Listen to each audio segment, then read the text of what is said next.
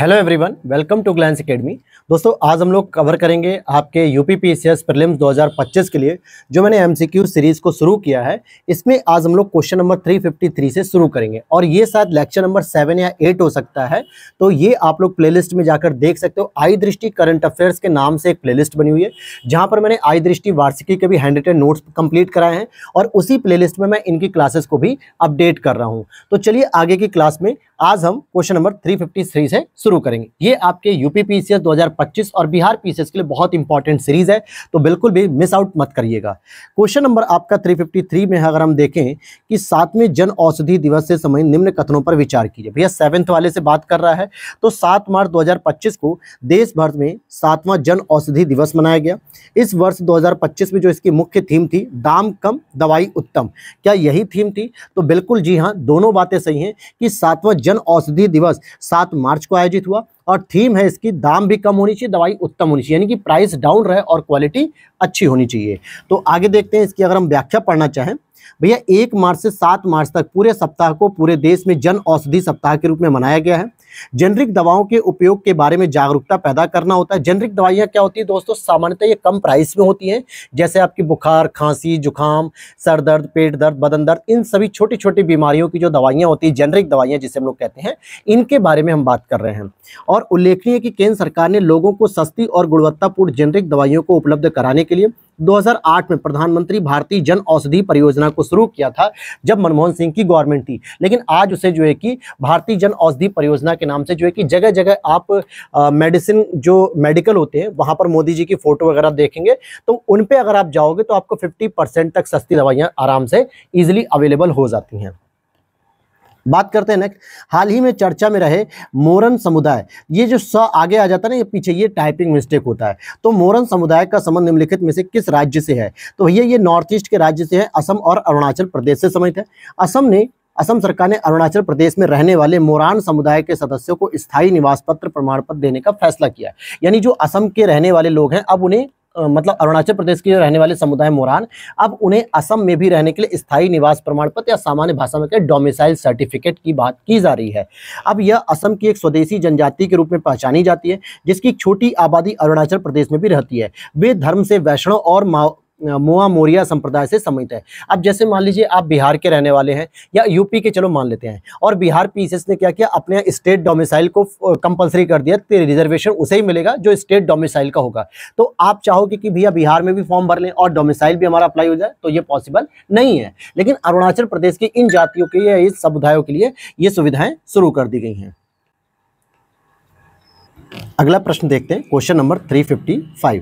Kerala police ने उन्नत cyber सुरक्षा संचालन केंद्र के संबंध में निम्नलिखित कथनों पर विचार किया। यानी कि जो केरल पुलिस है उसने अपने यहाँ एक उन्नत साइबर सुरक्षा संचालन केंद्र शुरुआत किया। तो उसके बारे में पूछा जा रहा है कि क्या 6 मार्च 2025 को केरल के मुख्यमंत्री पिनराई विजयन ने केरल पुलिस साइबर डिवीजन के उन्नत साइबर सुरक्षा संचालन केंद्र का वीडियो कॉन्फ्रेंसिंग के माध्यम से उद्घाटन किया है, पहली बात। दूसरा है कि centre for development of telematics C. जिसे हम कहते हैं, जो दूर संचार विभाग संचार मंत्रालय भारत सरकार का एक प्रमुख अनुसंधान और विकास केंद्र है, ने इस SOC को विकसित किया। SOC का मतलब हो गया साइबर जो सिक्योरिटी संचालन केंद्र है, इसके बारे में बात करा है। तो क्या यहाँ पर ये दोनों स्टेटमेंट सही होंगे? तो जी हाँ, बिल्कुल दोनों स्टेटमेंट सही है। तो ये उन्नत साइबर सुरक्षा जो संचालन केंद्र कहाँ शुरू किया गया? केरल पुलिस के द्वारा शुरू किया गया 6 मार्च 2025 को। तो दोनों ही बातें यहाँ पर सही हैं। अब यहाँ पर अगर आप इसकी व्याख्या करोगे तो नवीनतम SOC केंद्र केरल पुलिस प्रणाली के कंप्यूटर और महत्वपूर्ण अवसंरचना की सुरक्षा में महत्वपूर्ण भूमिका निभाएगा, जिससे 24/7 साइबर सुरक्षा की निगरानी प्रदान करेगा। मार्च 2025 में मध्य पूर्व में मरीन सिक्योरिटी बेल्ट 2025 नामक संयुक्त नौसैनिक अभ्यास किन 3 देशों ने किया था? ध्यान से समझ लो इस नाम को, मरीन सिक्योरिटी बेल्ट। इन 3 देशों की अगर हम बात करें तो ईरान, चीन, रूस, ये 3 महत्वपूर्ण देश हैं। तो चीन, ईरान, रूस ने के द्वारा किए गए संयुक्त नौसैनिक अभ्यासों के कारण मध्य पूर्व में हाल ही में भू राजनीतिक तनाव बढ़ गया। क्यों बढ़ गया है? क्योंकि अगर आप देखोगे कि ईरान जो है कि अमेरिका का विरोधी कहलाता है और अमेरिका के विरोधी रूस और चाइना भी होते हैं, तो ईरान और चाइना रूस क्या हो गए? दोस्त हो गए। जबकि सऊदी अरब भी ईरान से नफरत करता है। ऐसी स्थिति में पश्चिम एशियाई देशों में जो अरेबियन कंट्रीज है, वहां पे एक तनाव का एक नया छोर शुरू कर दिया गया। कैसे? रूस और चाइना के इस मिलिट्री एक्सरसाइज के बाद से। अब यहाँ पर अगर हम देखें, अच्छा इसके बारे में अगर हम देखना चाहें कि समुद्री सुरक्षा बेल्ट 2025 नामक ये अभ्यास ओमान की खाड़ी में हुआ, जो होर्मुज जलडमरू मध्य के पास एक रणनीतिक क्षेत्र है। यह जलडमरू मध्य वैश्विक तेल व्यापार के लिए एक महत्वपूर्ण है, क्योंकि दुनिया का अधिकांश कच्चा तेल यहीं से होकर गुजरता है। क्या होता है? अधिकांश कच्चा तेल यहीं से होकर गुजरता है। वन तारा की बात करें, जी हाँ, वन तारा की बात करेंगे तो 4 मार्च 2025 को प्रधानमंत्री नरेंद्र मोदी जी ने गुजरात के भावनगर में स्थित वन तारा वन्यजीव संरक्षण, बचाव और पुनर्वास केंद्र का उद्घाटन किया है। यह पहल अनंत अंबानी जी के द्वारा शुरू की गई। बिल्कुल, इन्होंने जो है कि अपनी शादी के दौरान ही इसे लॉन्च भी किया था। तो यहाँ पर अगर आप देखोगे दोनों स्टेटमेंट में से कौन सा सही है कौन सा नहीं। देखो भैया, दूसरा तो सही है कि इसकी शुरुआत अनंत अंबानी ने की, लेकिन ये भावनगर नहीं था दोस्तों, ये आपका जामनगर था। क्या था? जामनगर, जहाँ पे माना जाता है कि अनंत अंबानी का ये पैतृक घर है। यहाँ पर अगर हम बात करें, 4 मार्च 2025 को प्रधानमंत्री नरेंद्र मोदी जी ने गुजरात के जामनगर में स्थित वनतारा वन्यजीव संरक्षण, बचाव, पुनर्वास केंद्र का उद्घाटन किया। वनतारा केंद्र वन्य जीवों के आवास की क्षति, मानव पशु संघर्ष, जंगली जानवरों के अवैध शिकार जैसे मुद्दों के समाधान का यह प्रयास भी करता है। महाराष्ट्र सरकार ने छत्रपति शिवाजी महाराज के पहले मंदिर का उद्घाटन किस जिले में किया? तो यानी छत्रपति शिवाजी महाराज का भी अब पहली बार मंदिर देखने को मिलेगा आपको, जो ठाणे में स्थित है। मुख्यमंत्री देवेंद्र फडणवीस ने महाराष्ट्र के महान मराठा योद्धा छत्रपति शिवाजी महाराज को समर्पित राज्य के पहले मंदिर का ऐतिहासिक उद्घाटन किया है। आप लोग कमेंट करके बताइएगा कि महाराज छत्रपति शिवाजी का क्या इससे पहले और भी कहीं मंदिर है क्या? अगर था तो प्लीज कमेंट करके बताइएगा। अब यहाँ पे अगला प्रश्न है आपका 359। 16 अप्रैल 2025 को मॉरिशस गणराज्य ने अंतर्राष्ट्रीय सौर गठबंधन के साथ देशीय साझेदारी फ्रेमवर्क पर हस्ताक्षर किया। यह अफ्रीका का दूसरा ऐसा देश है जिसने यह समझौता किया है। तो भैया ये पहला देश नहीं, मतलब दूसरे की तो बात छोड़ दो, पहले बात हो रही है कि मॉरिशस गणराज्य ने क्या किया? ISA के साथ अब देशीय साझेदारी फ्रेमवर्क यानी कंट्री पार्टनरशिप फ्रेमवर्क पे साइन किया। लेकिन ये अफ्रीका का पहला देश है, इससे पहले किसी भी अफ्रीकन कंट्री ने देशीय साझेदारी फ्रेमवर्क पर हस्ताक्षर नहीं किया है। जबकि बहुत सारे ऐसे देश हैं जो ISA के अंतर्गत शामिल तो हो गए, पुष्टि तो हो गई है, वो उसके सदस्य माने जाते हैं, लेकिन इस लेवल पर देशी साझेदारी फ्रेमवर्क पर हस्ताक्षर अभी तक किसी भी देश ने नहीं किया। तो ऐसा करने वाला ये अफ्रीका का दूसरा नहीं बल्कि पहला ही देश है। तो इसीलिए केवल पहला सही होगा, दूसरा गलत हो जाएगा। अब यहाँ पर अगर देखोगे, यह अफ्रीका का पहला ऐसा देश है जिसने यह समझौता किया और अब विश्व स्तर पर ये चौथा देश बन गया, क्योंकि इससे पहले बांग्लादेश, भूटान और क्यूबा ने किया है साइन इस तरीके का।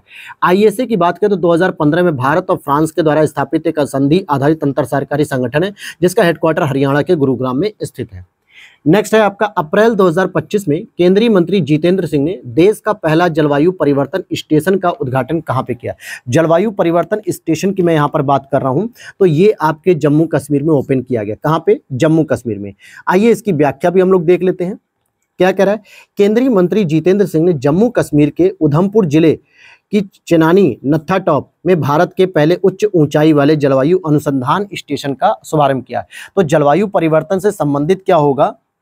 अगला प्रश्न है आपका, ऑस्ट्रेलिया की सरकार ने पूर्व क्रिकेटर स्टीव स्मिथ को ऑस्ट्रेलिया भारत संबंध सलाहकार समिति केंद्र में नियुक्त किया। यह केंद्र भारत और ऑस्ट्रेलिया के बीच संबंधों का एक राष्ट्रीय मंच है, जिसे वर्ष 2023 में ऑस्ट्रेलियाई सरकार के द्वारा स्थापित किया गया था। तो देखिए भैया, दूसरा स्टेटमेंट तो सही कह रहा है, लेकिन यहाँ पे स्टीव स्मिथ नहीं होंगे बल्कि स्टीव वॉ होंगे। इनका पूरा नाम स्टीव वॉ है। 29 मार्च 2025 में ऑस्ट्रेलिया की सरकार ने पूर्व क्रिकेटर स्टीव वॉ को ऑस्ट्रेलिया भारत संबंध सलाहकार समिति केंद्र में नियुक्त किया। एक तरीके से क्या होगा कि ऑस्ट्रेलिया और भारत के बीच में क्या होगा? संबंध और बेहतर हो सकेगा। अगला प्रश्न है, 21 अप्रैल 2025 को 88 वर्ष की आयु में पोप फ्रांसिस का निधन हो गया। इस संबंध में निम्नलिखित कथनों पर विचार कीजिए। पोप फ्रांसिस रोमन कैथोलिकों के नेता के रूप में चुने जाने वाले पहले लैटिन अमेरिकी कार्डिनल थे। बिल्कुल सही बात है। भारत सरकार ने पोप फ्रांसिस के निधन पर सम्मान स्वरूप 3 दिवसीय राजकीय शोक की घोषणा की थी। क्या आपको पता चला भाई इसके बारे में? बिल्कुल, ये दोनों बातें यहाँ पर सही हैं, इसलिए सी ऑप्शन यहाँ पर सही है कि क्या भारत में भी राजकीय शोक घोषित किया गया था। भारत सरकार ने परम पावन पोप फ्रांसिस के निधन पर सम्मान के स्वरूप में 3 दिवसीय राजकीय शोक की घोषणा की। पूरा यूरोपीय देश जो कि रोम में जो है कि ये रहते थे, जो पोप फ्रांसिस थे, रोम में जो आपकी चर्च है, जो सबसे पवित्र चर्च मानी जाती, जैसे मान लीजिए कि इस्लाम धर्म में क्या कहता है कि मक्का और मदीना जो घूम के आ गया मुस्लिम व्यक्ति, वो असल में हज यात्री होने के बाद इस्लाम का असली जो है कि सच्चा भक्त हो गया। ऐसी मान्यता है, मैं नहीं कह रहा हूँ ऐसा, ऐसी मान्यता है। तो इसका मतलब क्या हो गया कि मक्का मदीना उनके लिए बहुत फेमस जगह है, प्रसिद्ध जगह है। इसी तरीके से आप देखोगे कि आपका जो यूरोप में इटली के अंतर्गत जो रोम में स्थित जो चर्च है वो सबसे प्रसिद्ध बना था, वहीं के ये पोप फ्रांसिस थे और ये परम पावन के निधन पर जो है कि 3 दिवसीय राजकीय शोक की घोषणा की गई। आगे बात करें 22 अप्रैल और 23 अप्रैल 2025 को 2 दिवसीय राजकीय शोक मनाया गया तथा अंतिम संस्कार के दिन 1 दिवसीय राजकीय शोक भी मनाया गया। तो दोनों बातें यहाँ पर सही हैं। क्वेश्चन नंबर 363 नंबर पे देखते हैं। 18 अप्रैल को यूनेस्को ने 74 नई दस्तावेज धरोहर संग्रहों को अपनी विश्व स्मृति register memory of the world register में शामिल किया। बिल्कुल सही है। और इसमें भारत की पद्मावत और भरत मुनि के नाट्य शास्त्र की पांडुलिपियां भी शामिल हैं। बस यहीं पर यह चीज जो है कि गलत हो जाती है। क्यों गलत हो जाती है? क्योंकि अगर आप देखोगे तो पहला स्टेटमेंट तो भैया सही है, लेकिन दूसरा स्टेटमेंट मेरे भाई गलत है, क्योंकि इस कार्यक्रम के अंतर्गत पद्मावत नहीं थी, भगवत गीता थी। क्या थी? भगवत गीता। ये मैंने करंट अफेयर्स आई दृष्टि में पढ़ाया भी आपको कि ये महाभारत का पार्ट होता है, जो भीष्म पर्व में जो है कि भीष्म पर्व होता है महाभारत में, उसके अंतर्गत ये भगवत गीता लिखी गई, जहाँ पे भगवान श्री कृष्ण के द्वारा अर्जुन को निर्देश दिया जा रहा है, या एक तरीके से कह सकते हो कि शिक्षा दी जा रही है। तो पद्मावत नहीं था, भगवत गीता था। बाकी ये तो सही है, भरत मुनि का नाट्य शास्त्र की पांडुलिपियां, इसीलिए दूसरा स्टेटमेंट भी गलत है। यहाँ पढ़ोगे, भारत ने भगवत गीता और भरत मुनि के नाट्य शास्त्र को यूनेस्को के memory of the world register में शामिल करके अपनी सभ्यता की उपलब्धियों में एक और उपलब्धि जोड़ ली है। इस तरीके से भारत की अब तक 14 दस्तावेजी विरासतें प्रतिष्ठित सूची में शामिल हो चुकी। कितनी? 14। और देखा जाए कि यूनेस्को का जो memory of the world register कार्यक्रम है, ये 1992 में शुरू किया गया था, जिसका उद्देश्य है कि मानवता की महत्वपूर्ण दस्तावेजी धरोहरों का संरक्षण करना, सार्वभौमिक पहुंच सुनिश्चित करना। और अब तक कुल 570 संग्रह इस सूची में हो चुके हैं पूरे विश्व के स्तर पर, लेकिन भारत में 14 दस्तावेज शामिल हो चुके हैं। अगला प्रश्न है, विश्व मलेरिया दिवस 2025 का विषय क्या है? भैया विश्व मलेरिया दिवस के बारे में पूछ रहा है कि इसका थीम क्या था 2025 में। तो आप अगर इसको देखोगे कि मलेरिया एंड्स विद अस, री इन्वेस्ट, री इमेजिन, री इग्नाइट, इसको पढ़ते हैं। विश्व मलेरिया दिवस जो प्रतिवर्ष 25 अप्रैल को मनाया जाता है, की स्थापना विश्व स्वास्थ्य संगठन WHO के द्वारा मलेरिया के बारे में लोगों को अधिक जागरूक करने के लिए और उन्मूलन हेतु कार्रवाई करने के लिए 2007 में की गई थी। शुरुआत इसकी विश्व मलेरिया दिवस की, जो थीम थी इसकी कि मलेरिया एंड्स विद अस, री इन्वेस्ट, री इमेजिन और री इग्नाइट है। क्वेश्चन नंबर नेक्स्ट है 365। 17 अप्रैल 2025 को वित्त मंत्री निर्मला सीतारमण जी ने मुंबई में बॉम्बे स्टॉक एक्सचेंज BSE के 150वें स्थापना दिवस के अवसर पर BSE 150 इंडेक्स लॉन्च किया। क्या ये बात सही है? दूसरा, यह इंडेक्स शीर्ष 150 कंपनियों के प्रदर्शन को ट्रैक करेगा। तो दोनों बातें सही हैं। वैसे तो अगर देखा जाए तो निफ्टी 50 वाली कंपनी अलग होती है, ये ब्लू चिप कंपनियां होती हैं जिनके परफॉर्मेंस पे काम करती है। BSE भी क्या करती है, शुरू की जो टॉप 30 कंपनियां होती हैं जिनको ब्लू चिप कंपनी कहते हैं, उनके इंडेक्स पे जो है कि पूरा काम करती है। लेकिन इस इंडेक्स में 150 कंपनियां जो शीर्ष टॉप पर होंगी उनको भी, उनके प्रदर्शन को भी ट्रैक करेगा।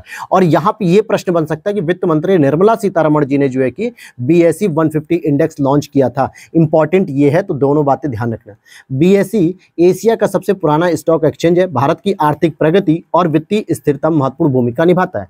यह इंडेक्स शीर्ष 150 कंपनियों के प्रदर्शन को ट्रैक करेगा जो बाजार पूंजीकरण यानी कि मार्केट कैपिटलाइजेशन और तरलता के आधार पर चुनी गई हैं। निवेशकों को भारत के तेजी से विकसित हो रहे इक्विटी बाजार का व्यापक दृष्टिकोण भी दे सकेगा।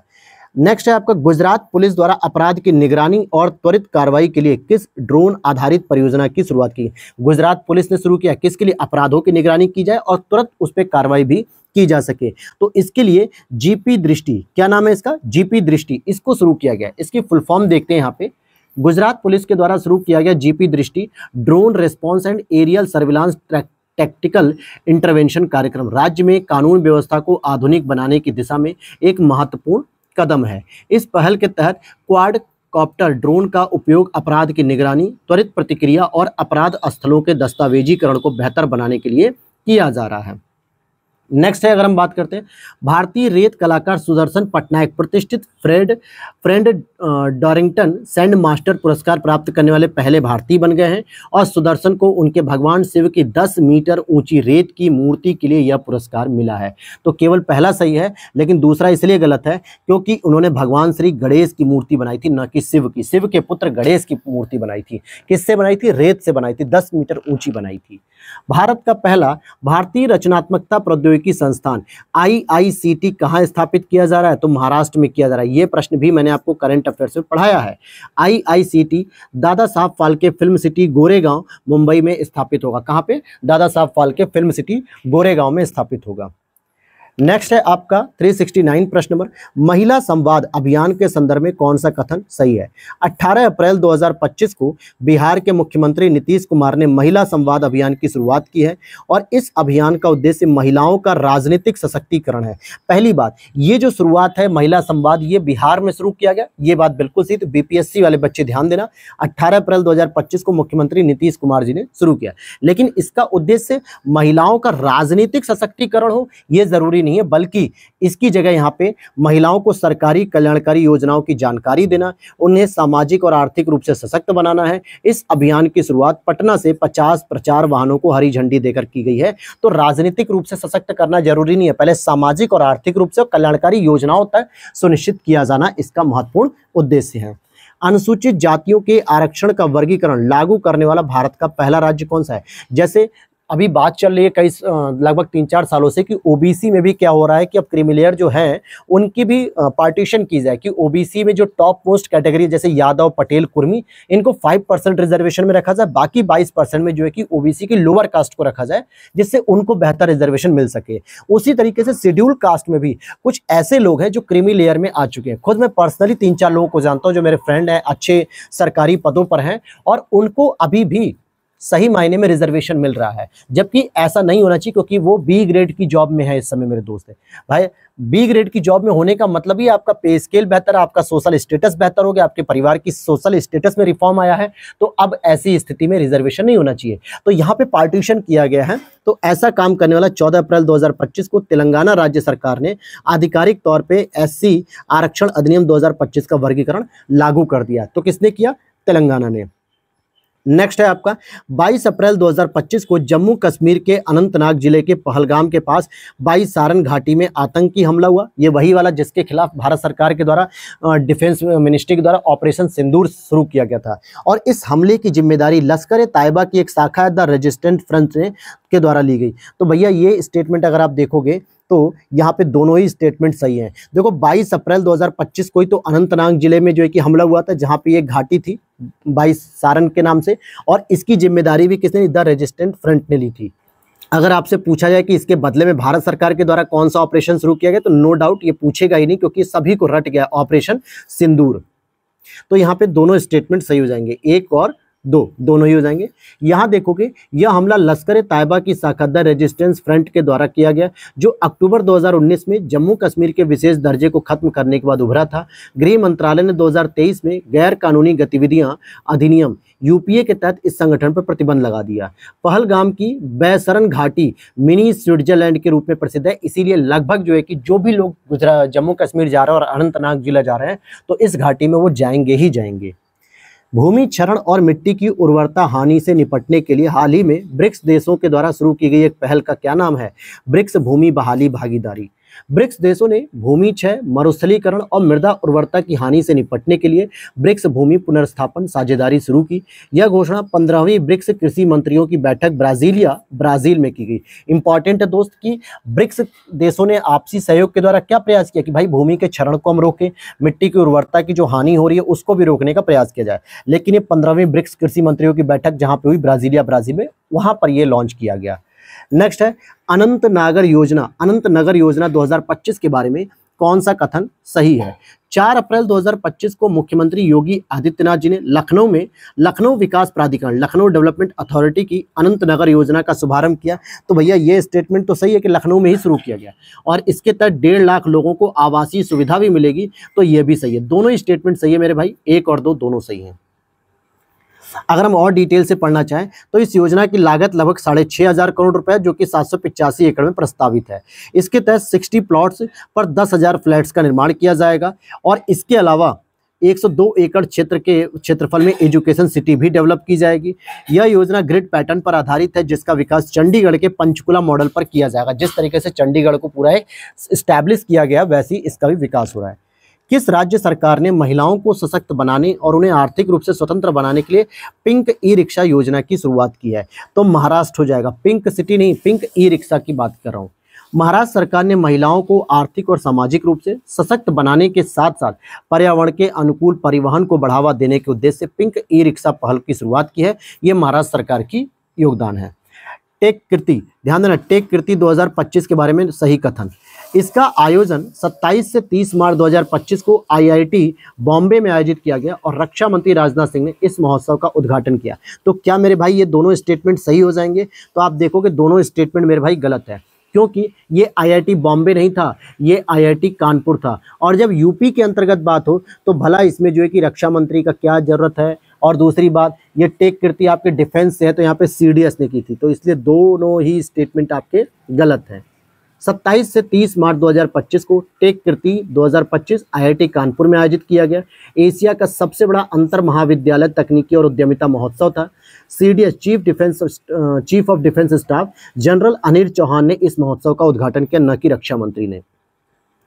किस राज्य सरकार ने झज्जर बचौली वन्यजीव अभ्यारण्य को राज्य का पहला तेंदुआ सफारी विकसित किया? अगर आप झज्जर से भी निकाल सकते हो तो हरियाणा बहुत सारे लोग करेंगे, लेकिन इसका सही उत्तर है पंजाब। झज्जर बचौली वन्यजीव अभ्यारण्य पंजाब का पहला तेंदुआ सफारी है। स्थान श्री आनंदपुर साहिब है। तेंदुओं और अन्य वन्यजीवों को उनके प्राकृतिक आवास में देखने के लिए एक पारिस्थितिकी पर्यटन स्थल भी बनाया जाएगा। यह पंजाब का पहला तेंदुआ सफारी केंद्र होगा जो वन्यजीव संरक्षण और सतत पर्यटन को प्रोत्साहित करेगा। अगला प्रश्न है आपका 377 पे। 4 अप्रैल 2025 को केंद्रीय मंत्रिमंडल ने वाइब्रेंट विलेज प्रोग्राम के दूसरे चरण को मंजूरी दी है और इस योजना के संदर्भ में निम्नलिखित कथनों की बात करिए। तो वाइब्रेंट विलेज योजना की बात करें, इसका उद्देश्य अंतर्राष्ट्रीय सीमाओं पर स्थित चयनित गांवों का समग्र विकास करना। देखा जाए तो पहली बार जब वाइब्रेंट विलेज प्रोग्राम शुरू किए गए थे ना, तो इसमें लद्दाख को शामिल किया गया, हिमाचल प्रदेश को शामिल किया गया, नॉर्थ ईस्ट के कुछ राज्यों को शामिल किया गया था, जो सीमावर्ती देश है, मतलब सीमावर्ती राज्य हैं। उन्हीं में आज भी अंतर्राष्ट्रीय सीमाओं पर स्थित चयनित गांवों का समग्र विकास करना बिल्कुल सही है। और यह एक केंद्र क्षेत्र की योजना है जिसमें 100% वित्त पोषण कौन करेगा? केंद्र सरकार के द्वारा किया जाएगा। दोनों स्टेटमेंट यहाँ पर भाई सही है। अगर पढ़ोगे तो सुरक्षित सीमाएं सुनिश्चित करना, सीमा पार अपराधों पर नियंत्रण करना, सीमावर्ती आबादी का सशक्तिकरण करना और उन्हें बेहतर जीवन और आजीविका प्रदान करना, यही वाइब्रेंट विलेज का जो है कि मुख्य उद्देश्य है। वित्त वर्ष 2024-25 से लेकर 28-29 तक कुल परिव्यय 6,839 करोड़ रुपए। नोडल मंत्रालय रहेगा इसके लिए गृह मंत्रालय। दूसरे चरण के तहत चीन, पाकिस्तान, बांग्लादेश, म्यांमार से सटे सभी सीमावर्ती गांवों को कवर करने की योजना है। पहले जो है कि केवल 5 राज्यों में जो है कि किया गया था, कुछ चयनित गांवों के लिए था। जब वो मिशन सफल हुआ, काफी जो है कि उसमें प्रभाव देखने को मिला कि बहुत सारी आतंकी गतिविधियां या सीमा पार जो है कि अपराध, ड्रग्स, ट्रैफिकिंग, इन सब पे नियंत्रण पाया गया। तो भारत सरकार ने इसका सेकंड वर्जन शुरू किया और जितने भी सीमावर्ती गांव हैं, अब आप इसकी शुरुआत गुजरात से शुरू कर सकते हो। पाकिस्तान से सीमा लगने के बाद गुजरात से लेकर पूरा नॉर्थ ईस्ट तक कवर कर लो। गुजरात, पंजाब, जम्मू कश्मीर, लद्दाख, हिमाचल प्रदेश, इस तरीके से पूरे रीजन को जो है कि कवर किया जा रहा है। आगे बात करते हैं, world press photo of the year 2025 का पुरस्कार किसने जीता? भैया वर्ल्ड प्रेस फोटो तो ये समर अबू एलॉफ ने जीता है। अप्रैल 2025 में कतर स्थित फिलिस्तीनी फोटोग्राफर समर अबू एलॉफ ने 9 वर्षीय महमूद अजौर की मार्मिक छवि के लिए 2025 में world press photo of the year जीता, जो एक गाजा का लड़का है जिसने मार्च 2024 में गाजा सिटी में एक इजरायली हवाई हमले में दोनों हाथ खो दिए थे। इलेक्ट्रॉनिक्स घटक विनिर्माण योजना के संदर्भ में निम्नलिखित में से कौन सा कथन सही है? किसकी बात करें? इलेक्ट्रॉनिक्स घटक विनिर्माण योजना। 28 मार्च 2025 को केंद्रीय मंत्रिमंडल ने इलेक्ट्रॉनिक्स आपूर्ति श्रृंखला में भारत को आत्मनिर्भर बनाने के लिए इस योजना को मंजूरी दी और इसका नोडल मंत्रालय कौन हुआ? रक्षा मंत्रालय हुआ। तो जी हाँ, इसमें पहला स्टेटमेंट तो सही है, लेकिन इसका जो नोडल मंत्रालय वो इलेक्ट्रॉनिक्स और सूचना प्रौद्योगिकी मंत्रालय, न कि पहला। होगा क्या इस योजना के अंतर्गत? मोबाइल डिवाइस, लैपटॉप, पीसी एवं सर्वर जैसे इलेक्ट्रॉनिक तैयार उत्पादों का मूल्य संवर्धन किया जाएगा, यानी वैल्यू एडिशन किया जाएगा। चलो आगे देखते हैं। 3 से 5 अप्रैल 2025 तक भारत के सबसे बड़े स्टार्टअप इवेंट स्टार्टअप महाकुंभ 2025 का आयोजन कहाँ किया गया? तो भारत मंडपम नई दिल्ली में किया गया। कब हुआ? 3 से 5 अप्रैल 2025 तक भारत का सबसे बड़ा स्टार्टअप इवेंट या मेला कह सकते हो स्टार्टअप महाकुंभ। भारत के स्टार्टअप इकोसिस्टम को वैश्विक मंच पर प्रस्तुत करना और नवाचार, निवेश और नेटवर्किंग के अवसर प्रदान करना इसका मुख्य उद्देश्य था। आयोजक था इसका startup India, invest India, NASSCOM, tie, ASSOCHAM जैसे इंडस्ट्री और संगठनों के सहयोग से शुरू किया गया था। आगे बात करते हैं क्वेश्चन नंबर 381। तो अगला प्रश्न है, चलिए अगला प्रश्न देखते हैं, समन्वित गिद्ध सर्वेक्षण 2025 के बारे में। भैया गिद्धों का क्या हो रहा है? सर्वेक्षण किया जा रहा है। यह रिपोर्ट तमिलनाडु, कर्नाटक, केरल राज्यों में गिद्धों की आबादी में वृद्धि को दर्शाती है। 2023 में पहली बार संयुक्त गिद्ध गणना की गई थी जिसमें कुल 246 गिद्ध दर्ज किए गए थे। कितने दर्ज किए गए थे? 246 गिद्ध दर्ज किए गए थे। तो यहाँ पे पहला और दूसरा स्टेटमेंट आपका सही हो जाएगा। ठीक है। 4 अप्रैल 2025 को तमिलनाडु के वन मंत्री डॉक्टर के पोनमुडी ने सिंक्रोनाइज्ड वल्चर सर्वे 2025 रिपोर्ट जारी किया। 2023-24 में गिद्धों की संख्या बढ़कर 320 हुई और 2024-25 में यह संख्या बढ़कर 390 तक पहुंच गई। सर्वेक्षण के अनुसार तमिलनाडु स्थित मुदुमलाई टाइगर रिजर्व प्रमुख गिद्ध प्रजनन स्थल है। ध्यान देना, इंपॉर्टेंट ये आपको याद रखना है कि तमिलनाडु का जो है कि मुदुमलाई टाइगर रिजर्व प्रमुख गिद्ध स्थल बन गया है प्रजनन के लिए। हाल ही में किस राज्य ने, ध्यान देना, हाल ही में किस राज्य सरकार ने केंद्र राज्य संबंधों की समीक्षा के लिए सर्वोच्च न्यायालय के पूर्व न्यायाधीश कुरियन जोसेफ की अध्यक्षता में एक 3 सदस्यीय समिति का गठन किया है? फिर से मैं रिपीट कर रहा हूं कि हाल ही में किस राज्य सरकार ने केंद्र राज्य संबंधों की समीक्षा के लिए, किसमें, केंद्र और राज्यों की समीक्षा के लिए सर्वोच्च न्यायालय के पूर्व न्यायाधीश कुरियन जोसेफ की अध्यक्षता में 3 सदस्यीय समिति का गठन किया है। तो अच्छा प्रश्न हो सकता है मेरे भाई, ये हो जाएगा तमिलनाडु सरकार के द्वारा। तमिलनाडु सरकार के द्वारा इस समिति में पूर्व IAS अधिकारी अशोक वर्धन शेट्टी और राज्य योजना आयोग के पूर्व उपाध्यक्ष M नागनाथन भी शामिल हैं। 7 अप्रैल 2085 को संयुक्त राष्ट्र मातृत्व प्राक्कलन अंतर एजेंसी समूह द्वारा एक रिपोर्ट जारी की गई, ट्रेंड्स इन मैटरनल मॉर्टेलिटी 2000 से लेकर 2023 के बीच में। बात करते हैं नाइजीरिया के बाद भारत में मातृ मृत्यु दर सबसे अधिक है। 2023 में भारत में 19,000 मातृ मृत्यु मौतें प्रतिदिन 52 एक एवरेज जो है कि दर्ज की गई। तो दोनों बातें सही, यानी कि नाइजीरिया जो है कि पूरे विश्व में नंबर 1 पे है, जहां पे MMR यानी कि मदर मोर्टेलिटी रेट सबसे अधिक है। दूसरे नंबर पे आपका भारत आता है। यहाँ पर देखेंगे कि वर्ष 2000 में जहां भारत का MMR 384 था, वो 2020 में घटकर 103 हो गया और 2023 में 80 हो गया। देखा जाए तो यह 86% की गिरावट है, जो वैश्विक औसत से अभी भी कहीं अधिक है। नाइजीरिया जहां पे 75,000 मातृ मृत्यु दर जो है कि कुल मतलब वैश्विक कुल का 28.7% के साथ सूची में क्या है, शीर्ष स्थान पे है। निसार की बात करेंगे। निसार एक संयुक्त पृथ्वी अवलोकन उपग्रह मिशन है। ये किन 2 अंतरिक्ष एजेंसियों का है? तो निसार में अगर आप देखोगे नासा और इसरो सिंथेटिक अपर्चर रडार, तो नासा और इसरो को जो है कि आप क्या करोगे, डी ऑप्शन सही कर ले जाओगे। आगे बात करते हैं 385 नंबर के प्रश्न पे। 29-30 मार्च 2025 को पर्यावरण 2025 पर राष्ट्रीय सम्मेलन लखनऊ में आयोजित किया गया। इसे राष्ट्रीय हरित प्राधिकरण यानी NGT के द्वारा आयोजित किया गया। तो पहला तो सही है, लेकिन इसका जो सम्मेलन था ये आपके NGT के द्वारा नहीं किया। अच्छा सॉरी, इसमें पूछा रहा है कौन सा कथन सही नहीं है, तो ये तो सही है, पहला वाला गलत हो गया क्योंकि नई दिल्ली में आयोजित किया गया था और राष्ट्रपति श्रीमती द्रौपदी मुर्मू जी के द्वारा इस सम्मेलन का उद्घाटन किया गया था। क्वेश्चन नंबर नेक्स्ट है, महाराष्ट्र सरकार ने मुंबई, पुणे, नागपुर में 3 आर्टिफिशियल इंटेलिजेंस उत्कृष्टता केंद्र स्थापित करने के लिए किसके साथ एक समझौता किया? तो माइक्रोसॉफ्ट के साथ समझौता किया कि सर मुंबई, पुणे और नागपुर में 3 AI एक्सीलेंस सेंटर को एस्टैब्लिश करेंगे। इस पहल का उद्देश्य है सरकारी कर्मचारियों को AI तकनीक का प्रशिक्षण देते हुए शासन में पारदर्शिता, दक्षता और नवाचार को बढ़ाना है। नेक्स्ट आप देखेंगे, वन स्टेट वन RRB नीति 1 मई 2025 से भारत सरकार ने 26 क्षेत्रीय RRBs यानी कि रीजनल रूरल बैंक्स को के विलय की प्रक्रिया शुरू की, जिससे कुल RRB की संख्या 43 से घटकर कितनी होगी, 28 हो जाएगी। और यह एकीकरण RRB अधिनियम 1976 की धारा 23A(1) के तहत हो रही है। तो दोनों बातें सही हैं। देखो RRB का जो एक्ट है ना वो 1976 का ही है, ठीक है, रीजनल रूरल बैंक है। अब क्या होगा, प्रत्येक राज्य में एक एक RRB हो जाएगी, यानी 1 स्टेट 1 RRBs हो जाएगी। और इससे एक लक्ष्य भी पूरा होगा कि एक राज्य एक RRB का लक्ष्य होगा। जैसे उत्तर प्रदेश में Baroda UP bank, Aryavart bank और प्रथम यूपी ग्रामीण बैंकों का विलय करके उत्तर प्रदेश ग्रामीण बैंक में हो जाएगा। हाल ही में राष्ट्रपति द्रौपदी मुर्मू जी को किस देश की राजधानी में सिटी की ऑफ ऑनर से सम्मानित किया गया? ये पुर्तगाल। 7 अप्रैल 2025 को भारत की राष्ट्रपति श्रीमती द्रौपदी मुर्मू जी को पुर्तगाल के लिस्बन के सिटी हॉल में आयोजित एक समारोह में सिटी की ऑफ ऑनर से सम्मानित किया गया। और ये भारत और पुर्तगाल के जो 50 वर्ष हो गए थे कंप्लीट राजनयिक यात्रा के, उस दौरान ये पुर्तगाल की यात्रा पर थी। अब नीचे आप देखो कि कुछ दिवस दिए हुए हैं और कुछ उनकी थीम दी हुई है, ये आपको मिलान करने के लिए पूछा जा रहा है मेरे भाई। तो चलो देख लेते हैं इसको। अगर हम देखते हैं कि अगर आप दिवस देखोगे 2025 में, उनकी थीम देखोगे, राष्ट्रीय समुद्री दिवस जो कि 5 अप्रैल को आयोजित हुआ था, इसकी थीम है हमारा महासागर, हमारा दायित्व, हमारा अवसर। क्लियर हो गया। विश्व स्वास्थ्य दिवस जो 7 अप्रैल को आयोजित किया गया था, इसकी जो थीम होगी स्वस्थ शुरुआत आशापूर्ण भविष्य है। विश्व होम्योपैथी दिवस 10 अप्रैल की अगर मैं बात करूं तो इसका है अध्ययन अध्यापन अनुसंधान। पृथ्वी दिवस 22 अप्रैल आवर पावर आवर प्लेनेट है। देखा जाए तो बहुत इजीली आप मिला सकते हो। देखो समुद्री में आप महासागर को ऐड कर दो, पृथ्वी में आप प्लेनेट को ऐड कर दो, स्वास्थ्य में आप स्वस्थ शुरुआत को ऐड कर सकते हो, इस तरीके से भी आपको मिल जाता। तो ये डी ऑप्शन इज करेक्ट हो जाएगा। नेक्स्ट है वह प्रतिष्ठित मीडिया रणनीतिकार विगर मीडिया वर्ल्ड वाइड के संस्थापक जिन्हें 31 मार्च 2025 को उत्तर प्रदेश का प्रतिष्ठित अनमोल रत्न पुरस्कार प्रदान किया गया। कौन सा? यूपी का ये पुरस्कार है अनमोल रत्न पुरस्कार। ये निखिल सिंघल को दिया गया। किसको मेरे दिया गया भाई? निखिल सिंघल को। यह पुरस्कार समारोह तपस्या फाउंडेशन ट्रस्ट द्वारा 31 मार्च 2025 को ताज लखनऊ में आयोजित किया गया था।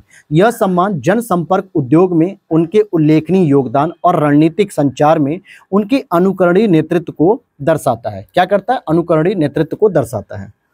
आगे बात करते हैं नीलगिरी तहर जनगणना 2025 के दौरान केरल और तमिलनाडु ने नीलगिरी तहर की जनगणना के लिए 24 से 27 अप्रैल 2025 तक संयुक्त सर्वेक्षण करने की घोषणा की है।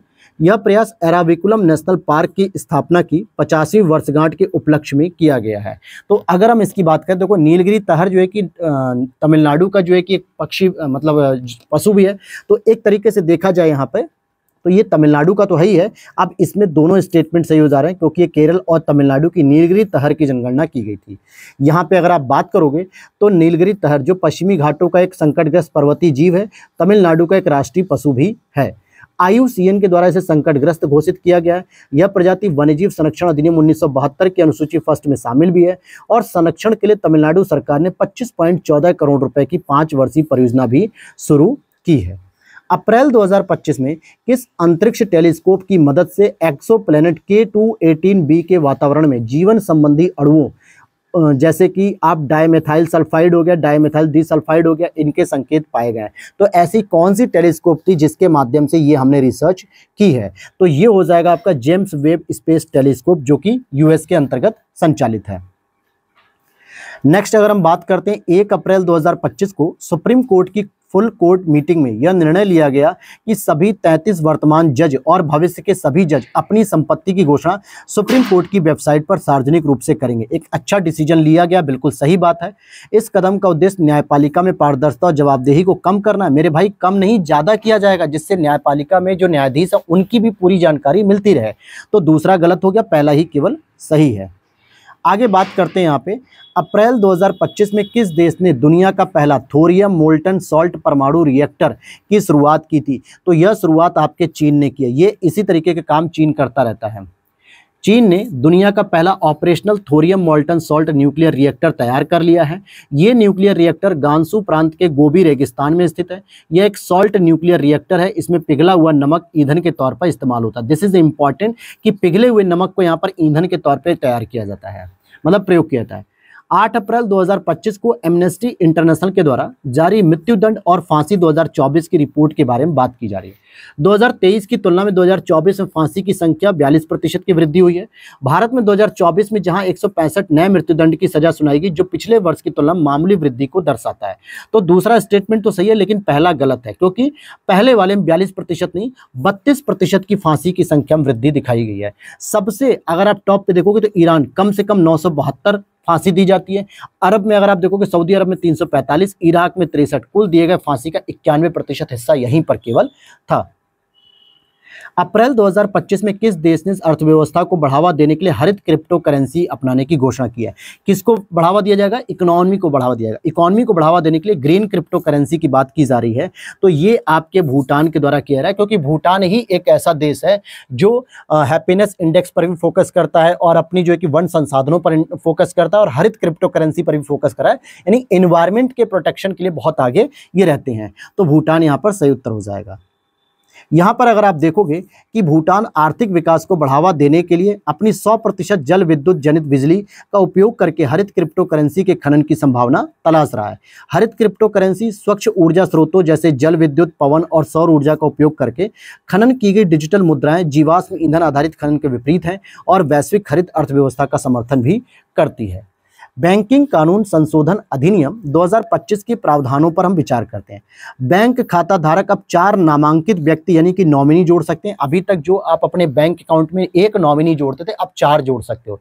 फायदा क्या होता है, मान लो आप अकाउंट होल्डर हो, बाय डिफॉल्ट आपके साथ कुछ गलत हो गया या आपका एक्सीडेंट हो गया, आपकी डेथ हो गई, तो जो व्यक्ति नॉमिनी आपके अकाउंट में ऐड रहेगा ना, वो आपके अकाउंट को ऑपरेट कर सकता है बैंक से परमिशन लेके, और आपके अकाउंट से पैसा भी निकाल सकता है। अर्थात हम परमिशन देते हैं कि मेरे बाद मेरे अकाउंट से जो भी पैसे का लेन देन होगा वो ये फला व्यक्ति करेगा। लेकिन पहले 1 नॉमिनी जोड़ने का प्रोविजन था, अब 4 नॉमिनी का प्रावधान कर दिया गया। बैंक में सब्सटेंशियल इंटरेस्ट की सीमा 5 लाख रुपए से बढ़ाकर 4 करोड़ रुपए तक कर दी गई है। तो केवल पहला ही सही है, क्योंकि सब्सटेंशियल इंटरेस्ट की सीमा 5 लाख से बढ़ाकर केवल 2 करोड़ रुपए की गई, न कि 4 करोड़। ठीक है। लॉकर खातों के लिए सिर्फ संयुक्त नामांकन की अनुमति दी गई है, और सहकारी बैंकों के निदेशकों का कार्यकाल चेयरमैन और पूर्णकालिक निदेशकों को छोड़कर अब 8 साल से बढ़ाकर 10 साल कर दिया गया। तो नए जो है कि प्रावधान इसमें ऐड ऑन कर दिए गए। तो ये इंपॉर्टेंट प्रश्न बन सकता है। 17 अप्रैल 2025 को महाराष्ट्र राज्य वन्यजीव बोर्ड द्वारा डीपीएस फ्लेमिंगो झील को संरक्षण रिजर्व घोषित करते हुए आधिकारिक रूप से मंजूरी प्रदान की गई। डीपीएस फ्लेमिंगो झील मुख्य रूप से किस पक्षी की उपस्थिति के लिए जाना जाता है, ये आपको बताना है। तो यहाँ पर अगर आप देखोगे तो ये फ्लेमिंगो के लिए ही जाना जाता है, इसलिए इसका नाम भी फ्लेमिंगो झील रखा गया है। आगे देखते हैं 9 अप्रैल 2025 को जारी पंचायत उन्नति सूचकांक 2022-23 के संदर्भ। ये पहली बार ऐसा है कि पंचायती राज की डेवलपमेंट को ध्यान में रखते हुए पंचायत उन्नति सूचकांक जारी किया गया है। तो इसे पंचायती राज मंत्रालय के द्वारा जारी किया जा रहा है, बिल्कुल। और फ्रंट रनर श्रेणी में तेलंगाना देश में अग्रणी राज्य है? नहीं मेरे भाई, इसमें जो अग्रणी राज्य आपको देखने को मिलेगा वो गुजरात का है।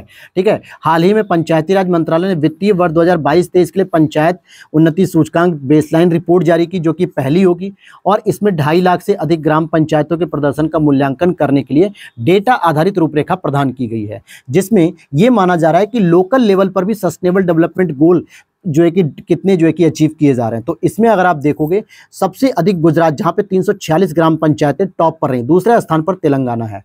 नेक्स्ट आपका प्रश्न है, अप्रैल 2025 में एक दुर्लभ सुनहरा बाघ जिसे गोल्डन टैबी टाइगर के रूप में जाना जाता है, इसको किस राष्ट्रीय उद्यान में देखा गया है? तो काजीरंगा राष्ट्रीय उद्यान में। देख भाई, अप्रैल के प्रश्न ही अभी तक मैं लगातार करा रहा हूं, और अप्रैल से लेकर अगस्त तक की करंट अफेयर्स पे मैंने बहुत ज्यादा फोकस करने को कहा है। तो बिल्कुल ये प्रश्न आप मिस नहीं कर सकते, इस क्लास को तो इग्नोर कर ही नहीं सकते हो आप।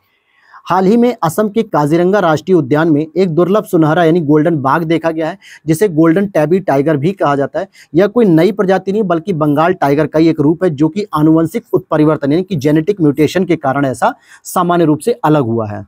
प्रौद्योगिकी एवं नवाचार रिपोर्ट 2025 के बारे में सही कथन क्या है? इसे व्यापार और विकास पर संयुक्त राष्ट्र सम्मेलन यानी अंकटाड के द्वारा जारी किया गया। बिल्कुल सही बात है, प्रौद्योगिकी नवाचार रिपोर्ट यही जारी करता है। भारत 2024 में फ्रंटियर टेक्नोलॉजी के लिए तत्परता सूचकांक में 170 देशों में 36वें स्थान पर है, कि भैया भारत जो है कि टेक्नोलॉजी के लिए कैसे तत्पर रहता है, नई नई इनोवेशन आइडियाज कैसे क्रिएट करता है। तो दोनों स्टेटमेंट यहाँ पर सही है कि इसे अंकटाड ही रिपोर्ट जारी करता है। आगे बात करते हैं क्वेश्चन नंबर 402, महिला और बाल विकास मंत्रालय द्वारा विकसित किस एप्लीकेशन को नवाचार श्रेणी के तहत लोक प्रशासन में उत्कृष्टता के लिए प्रधानमंत्री पुरस्कार 2024 से सम्मानित किया गया है? तो ये हो जाएगा पोषण ट्रैकर एप्लीकेशन। ये महिला और बाल विकास मंत्रालय के द्वारा तैयार किया गया कि किस तरीके से हम बच्चों का और महिलाओं का पोषण ट्रैक कर सकेंगे, जिससे हमें पता चल सके कि भाई बच्चों की स्थिति क्या चल रही है। अब आगे यहाँ पर देखते हैं, लास्ट हमारा ये क्वेश्चन रहेगा, विश्व धरोहर दिवस 2025 के संदर्भ में निम्नलिखित कथन कौन से सही है? विश्व धरोहर दिवस प्रतिवर्ष 28 अप्रैल को मनाया जाता है सर।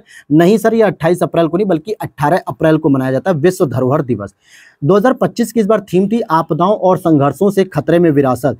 ठीक है, इसकी 60 वर्षों की कार्रवाई से सीख, ये इसकी जो है कि थीम थी। तो दूसरा स्टेटमेंट तो सही है, लेकिन पहला आपका गलत हो गया, क्योंकि विश्व धरोहर दिवस प्रतिवर्ष 18 अप्रैल को मनाया जाता है, और यह दिवस पहली बार 1982 में ICOMOS के द्वारा प्रस्तावित किया गया था, और 1983 में यूनेस्को के द्वारा आधिकारिक रूप से इसको मान्यता दे दी गई थी। ये क्या होता है इकोमॉस यानी international council of monuments and sites. तो आज हमारे ये कंप्लीट हो गए हैं दोस्तों, 353 से 403 तक, यानी 50 क्वेश्चन हमारे कंप्लीट हो गए। मैंने आपको कहा कि एवरी डे हम लोग 50 क्वेश्चन करेंगे, हालांकि कल क्लास मेरी नहीं आ पाई थी, तो एवरी डे हम 50 क्वेश्चन करेंगे। उससे क्या होगा कि आपका कंप्लीट जो है कि करंट अफेयर्स तैयार हो जाएगा, और धीरे धीरे आपके ऊपर भी बर्डन नहीं होगा। एक 45 या 40 मिनट की एक एवरेज क्लास आप लोग के लिए ज़्यादा सुटेबल रहेगी, ताकि आप इजीली तैयार कर पाएंगे। अब इसमें बचे हैं मात्र 150 क्वेश्चन, क्योंकि 559 क्वेश्चन की सीरीज है और नेक्स्ट पार्ट आपको जल्दी ही मिल जाएगा। तो मिलते हैं नेक्स्ट वीडियो में। वीडियो अच्छी लगी तो लाइक कर देना दोस्तों। जय हिंद, जय भारत।